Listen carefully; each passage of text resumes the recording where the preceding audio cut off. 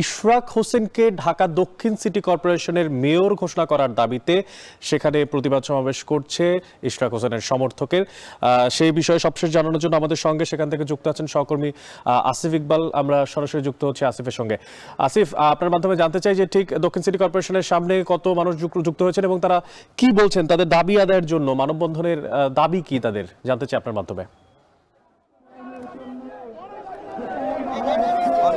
ইশরাক হোসেনকে ঢাকা দক্ষিণ সিটি কর্পোরেশনের মেয়রের দায়িত্ব বুঝিয়ে দেওয়ার জন্য কিন্তু সকাল থেকেই আসলে ঢাকাবাসীর ব্যানারে কিন্তু এই উপস্থিতি। এবং নগর ভবনের আমরা যখন সকালে এসেছি তখন দেখেছি নগর ভবনের যে প্রধান ফটকটি আছে সেই প্রধান ফটকটি আসলে ঘিরে তারা অবস্থান কর্মসূচি পালন করছিলেন যে নেতাকর্মীরা আছেন, এবং ব্যানার আনার সাথে সাথে কিন্তু খণ্ড খণ্ড মিছিলে করে কিন্তু এই নেতাকর্মীদের উপস্থিতি এই ঢাকা দক্ষিণ সিটি কর্পোরেশনের যে নগর ভবনটি আছে তার সামনে বাড়তে থাকে।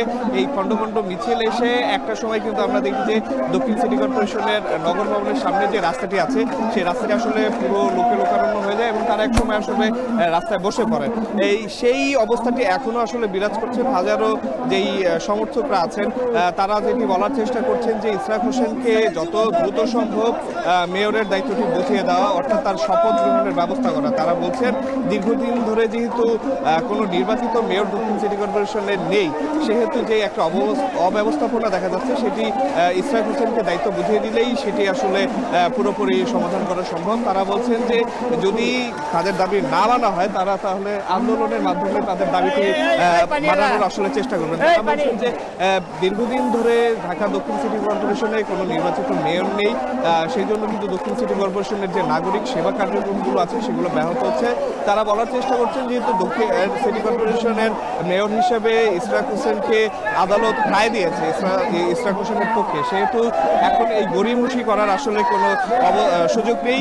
তাই যত দ্রুত সম্ভব ইশরাক হোসেনকে তার যে অধিকারটি, অর্থাৎ মেয়র হিসাবে শপথ গ্রহণ করিয়ে তার যে অধিকারটি আছে তাকে বুঝিয়ে দিতে, সেই দাবিতে কিন্তু তারা এখানে জড়ো হয়েছেন। এবং এখানে কিন্তু আশেপাশে সকাল থেকেই যে সমর্থকরা তার জড়ো হয়েছে তারা কিন্তু বিভিন্ন স্লোগানে আসলে পুরো এলাকাটি ভরিয়ে রেখেছে।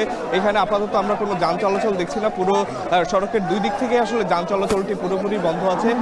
তারা সড়কে বসে এইখানে অবস্থান কর্মসূচি পালন করছে এবং তাদের যে দাবিটি আছে, অর্থাৎ ইশরাক হোসেনকে শপথ গ্রহণের মাধ্যমে মেয়রের দায়িত্ব বুঝিয়ে দেওয়ার যে দাবিটি সেটি তারা এখান থেকে করছে।